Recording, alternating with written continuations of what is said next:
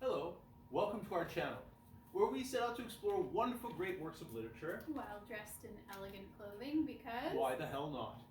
So today we will come to you in the midst of winter. It's very cold and snowy outside, so this is very appropriate for the English ghost story, I would say, a very good setting for that. And we're coming to you here with Roald Dahl.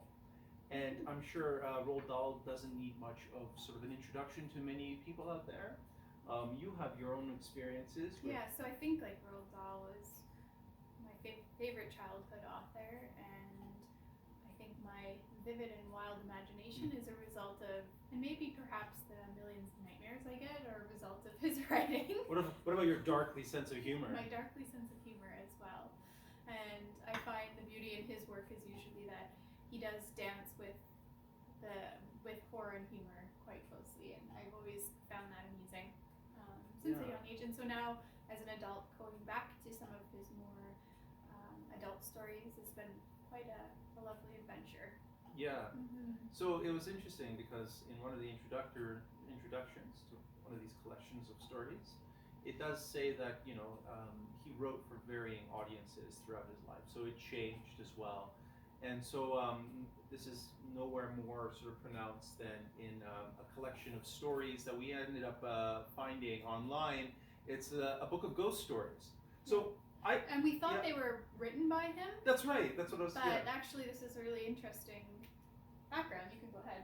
Well, no, I was just going to say simply that I purchased it thinking that this was his own ghost stories, but in truth, it's actually his collecting of his top favorite ghost stories of all time, which was still pretty fabulous, I must say. So the introduction written by him is super interesting. Do you want to take it away? So I mean, it starts out by him agreeing first. The whole purpose of the kind of backstory behind this book was that he had a contract with a film company in the States to select a series of ghost stories and create film to go along with them. Yeah, like episodes, like a number of episodes. Yeah. And so he had the task of going through ambitiously hundreds of stories in order to find the top 10, I think it was. If not thousands. I think he got to the point where it was almost nearly 1,000. Yeah, and he realized there's a lot of rubbish ghost stories out there in the process, and also found that surprisingly early on in his findings that most of the first few stories he found that were interesting and actually a great ghost story, he said, were written by women. And so he was like, interesting, are women more sensitive to the supernatural, or able to find the right ambiance to like dabble with kind of the more daily fearful elements in life? And then sure enough, by I think like the 7th good story he found, he started to notice more and more male authors. But at first he was like, oh, maybe there's something here that women are really great at writing ghost stories, which I found hilarious. And almost it was like, I think it was a twist, not just on sort of the necessary traditional ghost story, but also like with a psychological, existential component to it that makes it a little bit more unnerving for a modern audience. And I think he found that like women tended to have at least very strong stories that actually sent to shiver down his spine. The subtlety of it without he doesn't really like the gory jump scare kind of stories. He likes the psychological. So. Yeah, it was very interesting. So, and what happened then finally with this collection was they finally approved after much reading. He was able to filter down his number, like I don't know, top 10 or so favorites. And then the one they ended up choosing as kind of like a pilot was one involving a priest who was a spiritual confessor, and there was a murderer who came in kind of looking for absolution and to confess his sins in a way. And of course, the murderer hasn't been caught, and so there's this huge ethical dilemma with the priest of, whether he can, tell the police, or is he bound by this sacred oath of secrecy and this sort of like confidentiality? And anyway, the reviewers were so up in arms regarding sort of this ethical conundrum. Especially this is kind of like This is like the Deep South, I think, right? it wasn't necessarily. I think it was just okay. a U.S. audience that were very like particularly taken upset by yeah. that. Yeah. The choice of the story Yeah. that they said absolutely no, and so they kiboshed the whole thing. the whole thing. So out of that came this still wonderful collection of short stories. You might have come across them if you're an aficionado of like the ghost story, short story. But you have like E.F. Benson is featured here, as well as L.P. Hartley. So Eustace and Hilda, that wonderful trilogy that we had reviewed not too long ago. One of his stories called W.S., which is like an initial. It's kind of like has a very unsettling quality to it. Also included in this collection. So we're not going to review any of these short stories. We just think like, you know what, it's worth a purchase. Just go in there, especially in a nice cold winter where things are still a little bit dark outside. It'd be really nice to just curl up by the fireplace and read some of these. Yeah. And so then we were like, well, we really do actually want to read more Roald Dahl stories. So then we also purchased this collected stories by Roald Dahl, Yeah. which have the narration of it's quite interesting because you wonder how much of Roald Dahl wrote himself in it, knowing that he was also a pilot in Royal Air Force. the Royal Air Force as well, and so a lot of stories about pilots and kind of spooky things that happen, whether it's like a delusion or really dappling with these dark elements as well, with death surrounding them in these pursuits, but. There was one that was very interesting where sort of the pilot disappears for a while, and he goes on one of these runs, and it's like a espionage style mission or reconnoitering mission, and he disappears for a couple of days, and literally everyone at the airfield at the base is like, he's gone, he's dead, there's no way he's coming back. It was supposed to be a couple-hour mission, but already for 2 days he disappeared. And then one day he kind of like shows up he lands the plane, and everyone's shocked. And they're like, where were you? And he said, like, we already reported you, MIA, missing, or whatever, or killed in action. And he just says, what are you talking about? I just did the task. I left a couple of hours ago, came back right on time. Like, were you guys all, up in arms about? Why are you all so he thought upset? He thought that they were playing a prank on him. Exactly, yeah. And then slowly it unwinds that, like, his memory comes back. Yeah. And he tells them all at once, story, and tells them the story of what he remembers. What he actually saw, which he was as surprised as everyone else. Yeah. And then everyone just kind of picks up and keeps going as if they never heard it, which is probably the eeriest part. Yeah. But we could get a little bit into what he saw. It was like, Up to you. yeah, it was like this very strange encounter where he almost feels like he was crashing, and then the cloud is covering his sort of like vision. And then, all of a sudden everything becomes smooth sailing. He comes out through the cloud, and there's like literally like a line of like, as far as the eye can stretch, pilots in planes that are hovering in the sky, and there's no noise, there's no like turmoil, and they're all smiling, and they all seem happy, and they're going to some place in the distance. A better place, and he feels almost elation. He feels this sense of, euphoria that, everything's going to be okay now. And he's waving, and they're waving to him, and they're all like very much floating in orderly fashion. And then, things turn around, and he realizes he's actually moving away from their line of ascent or wherever they were going, and he comes back into reality, essentially, right? And there was like this, almost like this heaven in a way for pilots and all the people who had fallen and hold on. And he plays a lot with that, like, almost this idea that if your other companions pass away in the air, that they're going to a better place. He talks a lot of that, but he also, in some of his stories, talks about like the fear of being captured, and so there'll be like another story about a pilot who's captured, and he thinks he's in his home country. He's not. He's in enemy land, and slowly that coming to and realization of that really is good. eerie. Yeah. And then there's also beyond just those army stories. So if you're not interested in that, don't worry. There's also beautiful ones about like the Like the Well, let me, humorous before you get into that one, I just wanted to say I was surprised at how many short stories he had written about his like military experiences in RAF. Like I was not, I didn't really know much going into Roald Dahl. Ava was kind of the Roald Dahl sort of expert. She not expert, but well, she was very familiar with this writer. Yeah. I was just like just through his name, I know in his children's books, but I was surprised that he had a lot of these RAF adventures. But yeah, go ahead. I love that story that you're going to bring up. And then so he dabbles with a lot of those kind of almost like I feel like what a beautiful way to capture all these horrific memories in a way that changes it, both for maybe perhaps other people who went to war during the time, so they can reflect and be like reflect on it and get these stories of actually horrific stories out in a very creative and beautiful way. So that was interesting to read.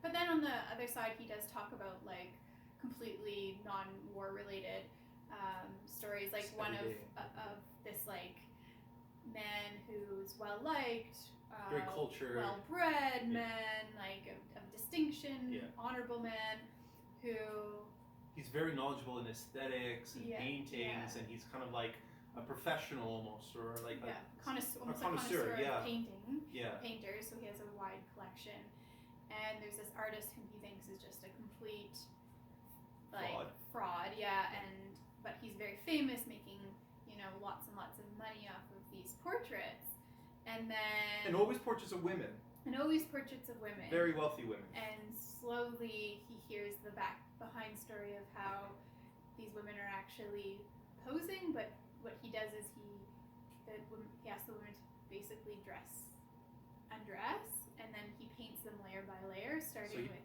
the pose is nude. So they're posing nude, but it's this like scandalous secret among the like female gentry, and he's just mostly appalled by this one like town gossip and how she revealed this to him in kind of secret, but in a way that was very also revealed that his love interest was like back talking him, and so he has this whole plot of revenge against this woman that he's interested in. And anyway, it's quite a humorous but also a really good moral tale of what revenge will do in the end. Like the temptation of revenge, and how even the most upright of people can be tempted by revenge and the outcome of that. And also don't believe gossip. Yeah, and also don't believe the person who tells you a gossip about someone you care about. Because they may have ulterior motives as well. Yeah.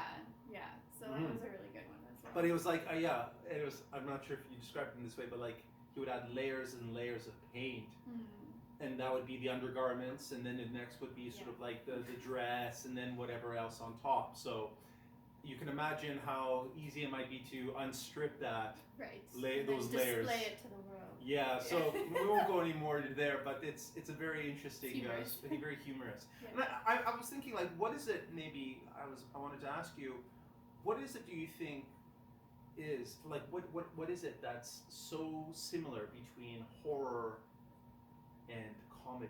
The comedic and the horror. What is it that makes it such a quick switch? Because he talks about that. Roald Dahl talks a lot about that. How it's just simply taking something that could be a tragedy and slightly altering the ending to make it humorous. Or the opposite too, right? Yeah, this exactly. Weird it's emphasis. Like you just make something outrageously ridiculous, like just taking it to the extreme where it's almost unbelievably ridiculous, and that's what makes it humorous. Whereas tragedy, it can be almost the same storyline, but you make it more realistic. So the humorous element of his work is usually taking something realistic and then just making it completely absurd, so that it can't be anything but humorous. And I find that he does it so well. Like there's some people who are authors you can see try to do that, and they just somehow gets cringy, or like just doesn't come off in a humorous way. And I just think his mind was so magical, the way he was able to capture it both for children and adults. Like I think that is also pretty amazing. Do you think there's something about like the extreme aspect of laughter in comedy, because it's like an extreme emphasis of certain events, like absurdity, like you said, and horror, which also has its absurd extreme to it. That like even with you even get these like phenomena where people who are very nervous or frightened, they start to laugh uncontrollably, or like someone laughing at a funeral. It's the most inappropriate thing, but it's like maniacal almost. But yeah, there's almost like this strange sort of sympathy between those two emotions of horror and laughter and. Weirdly enough, this has been coming up a lot in our own life, where we're seeing this happen in real life, where it's like laughter can be something that is contagious, and you can't help but laugh when you hear it, but it can also be something incredibly unnerving. Yeah. Right? So it's interesting because both comedy does this, where comedy can be something that at first it seems like a horror and unnerving, and then it becomes so ridiculous it actually becomes humorous. Yeah. But then on the flip side, something can be somewhat humorous, and then it gets darker and darker and darker, that it becomes maniacal and evil, and tragic. It's almost, and the same thing can happen with laughter. Like someone could be contagiously laughing at the oddities of the day-to-day life, right? And then you can join in and find it humorous, but then you could be talking to someone about a dark topic like murder or the downfall of their country, and then they maniacally start laughing or uncomfortably start laughing, and the unnerving feeling sensation of laughter as well. It's also like this idea, it's exactly that, it's also this idea of like laughter can include, but it could also exclude.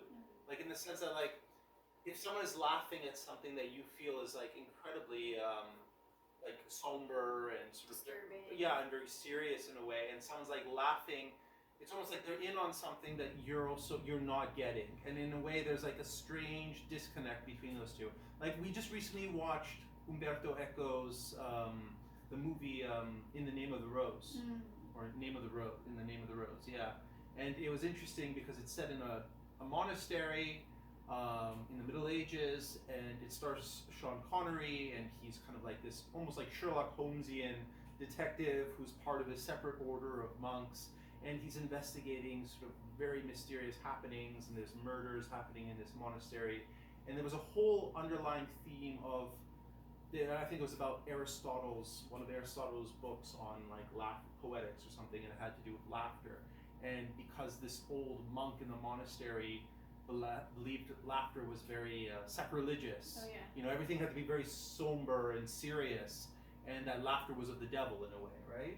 And so there was a lot of that current coming through, and then we were both discussing like the nature of laughter and how it can be both sides. Yeah. It could be unnerving, like you were saying. Yeah, or even just that parody that we always see is the clown being the most depressed character, obsessed about making other people laugh, but can't get themselves out of a place of darkness, which is like Pagliacci. Yeah, like there's always been this storyline of humor and tragedy being very close.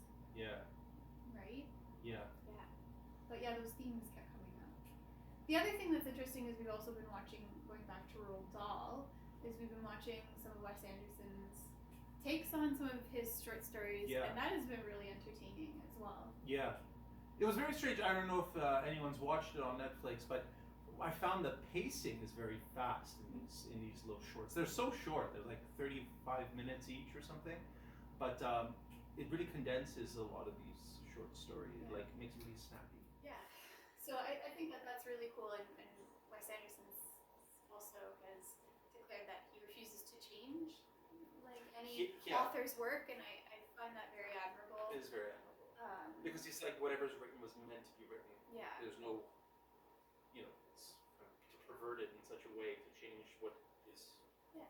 It's like changing the essence of a work, because for your own artistic pursuit, I think I like that he doesn't try to do that. Although you still see part of Wes Anderson's, like I think the pace and the cadence of it is very Wes Anderson, and there's kind of a nice blend of Roald Dahl in there with. I feel like, but like the quirkiness of Roald Dahl, it fits in nicely with Wes Anderson's quirkiness. Yeah. They complement one another in a way. Yeah. So has anyone else watched any of those or read any Roald Dahl recently? Yeah. And if so, what's maybe write in the comment section what your favorite Roald Dahl book is. Yeah. And just so you know, for some of our viewers who maybe want to read in advance to follow along with our own little program of books that we have, we're currently reading. Infrequent program. Yeah, infrequent. But we're currently reading Knut Hamsun's book, Hunger. Yes, thank you to whoever it was. I forget his name, but the gentleman who recommended it. We finally got a copy of it. It won the 1920 Nobel Prize for Literature, and they advertise it in a sense as like a very pre-modern novel, a novel that spurred on the modernist movement in literature, and it's by a Norwegian. So Hamsun is a Norwegian, and I think this recommendation came to us when we were reviewing Niels Lune. Yeah. And we really loved Niels Lune, so we thought, hey, let's explore some more Scandinavian authors. It might be worthwhile. And so far, we're loving it. It's so really, we yeah. look forward to reviewing that shortly. Yeah. Anyway, thank you for joining us. And,